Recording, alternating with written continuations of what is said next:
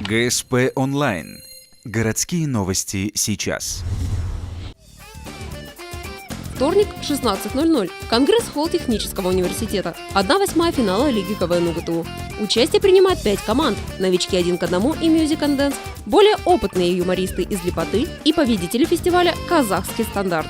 Вне конкурса выступает «Зима». У них уже есть серьезные достижения. Этот коллектив стал первой ухтинской сборной, выехавшей за пределы «Жемчужины Севера» за последние 10 лет. В Сочи в декабре прошлого года было 450 команд со всех стран. Было Казахстан, Израиль, Америка была. То есть было 450 команд, те прогонялись, и уже эти команды расформировали по лигам. То есть кого-то в такой город, туда мы попали в Нижний Новгород. Очень рады были, и вот мы едем на днях, то есть туда. Фестиваль там состоится 17 марта. Юмористы выступают на сцене с приветствием, конкурсом одной песни и капитанским состязанием. Жюри выявило лучших. Кубок получает команда «Эндорфин», 2 и 3 место у Лепоты и 1 к 1 соответственно. В четвертьфинале зрители увидят все команды. Следующее выступление «Веселых и находчивых» запланировано на вторую половину мая.